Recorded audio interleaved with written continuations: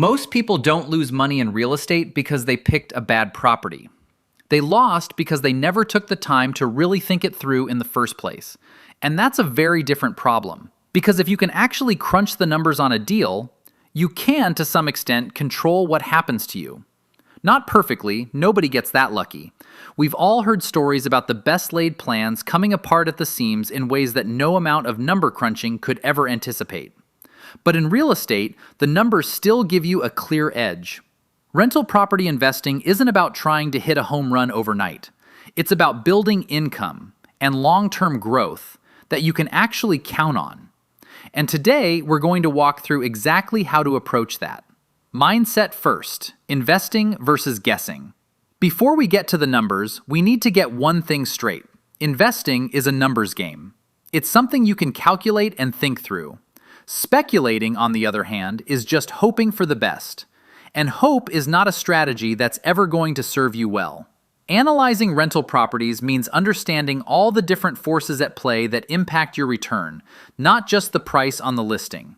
And if I'm being honest, the quickest way to lose money is skipping the numbers and relying on your gut.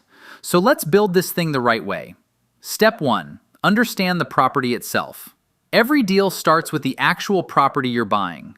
What is it exactly? Is it a single-family home? A small apartment building? Something commercial? Because each one behaves very differently. Then there's strategy. Are you looking to hold on to it for the long term? Flip it?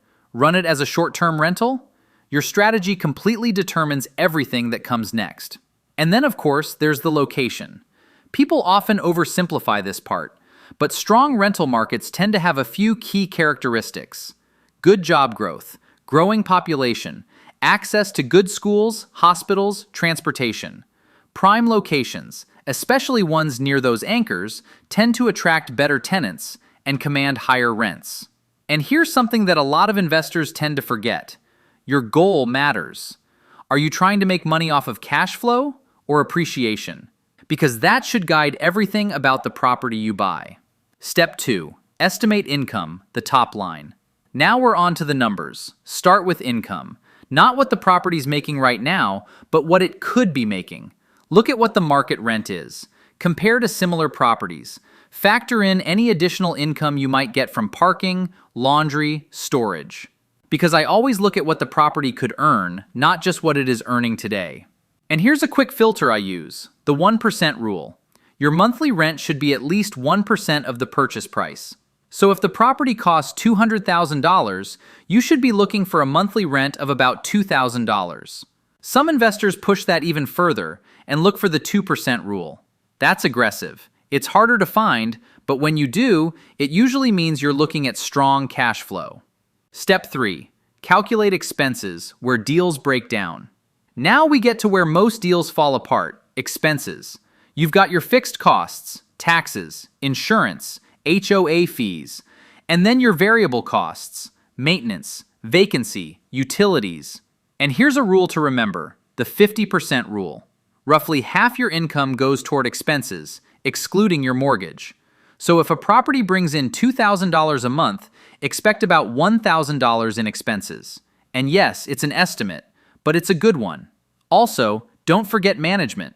If you're not managing the property yourself, you can expect about 8 to 12% of the rent. From my experience, miscalculating expenses is the #1 reason deals fail. I remember looking at a deal early on that looked great on paper. Strong rent, good price. But when I actually broke down the expenses, maintenance, vacancy, management, the deal went from profitable to barely breaking even. And that's when I realized the numbers don't lie. But if you don't look closely, they can hide a whole lot from you. Step 4, run the core numbers. Now we bring it all together. And the good news is, you don't need to master 20 formulas. You just need a few that actually give you a clear answer. First, cash flow. This is simple. Income minus expenses. What's left over each month? That's your baseline. Second, cap rate. This gives you a sense of how the property performs independently of financing. Net operating income, divided by property value. Most deals fall somewhere between 4% and 12%. Lower usually means safer markets. Higher often means more risk. Third, cash-on-cash return. This is all about your actual money. Annual cash flow divided by how much cash you actually invested. This tells you how hard your money is working. Fourth, ROI and IRR. Think of ROI as your overall return, and IRR as how that return performs over time. You don't need to be a master of these right away. Just get a sense of how they capture the bigger picture. Bonus, gross rent multiplier. Price divided by gross income. Quick way to compare deals fast, before complexity gets in the way. Again, you don't need all the fancy tools or complicated formulas. What you really need is a clear picture of the deal. Step 5. Putting debt into the mix. Okay, now let's add in the debt. Interest rates are key. Loan terms can make a huge difference in your cash flow. Using financing can boost your returns, but also increases your risk. And unfortunately, for a lot of people, that's the hard way to learn it. Financing can turn what looks like a great deal into a bad one, or the other way around. Step 6. The long game.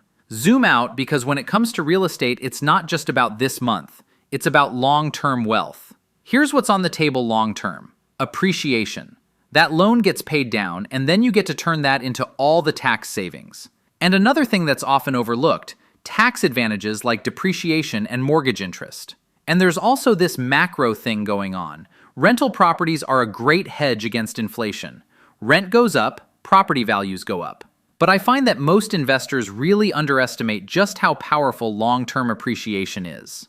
Step 7. Risk check time. Right before you say yes to any deal, you gotta ask yourself, what could go wrong? Vacancy, tenant drama, unexpected repairs, and then the really big mistakes. No reserves, not doing enough market research, ignoring local regulations. Every deal looks great on paper until reality shows up. And your job as an investor is to outsmart reality. Step 8. Your deal checklist. Here's your system. Run every deal through this first. Does it meet the 1% rule? Does it pass the 50% test? Is there positive cash flow? Is the cap rate in check? Is the location good? Do you have reserves? Evaluating rental property profitability isn't just about one number, it's about seeing the whole picture. Closing. It's all about the skill. Analyzing deals is a skill you can develop, not some inborn talent. Rental properties, when done right, can generate a steady income and build long-term wealth, but only if you put in the work and do the numbers. So here's your next step. Run the numbers on 10 deals this week. Don't buy anything yet. Just train your eye. Because once you see the patterns in play, everything changes. So what's next? Want a shortcut? Fine, I'll give it to you straight. If you really want my exact deal analysis calculator, I'll drop it below so you can start running deals right now. Use it, run your numbers, and start making decisions like an investor, not some amateur.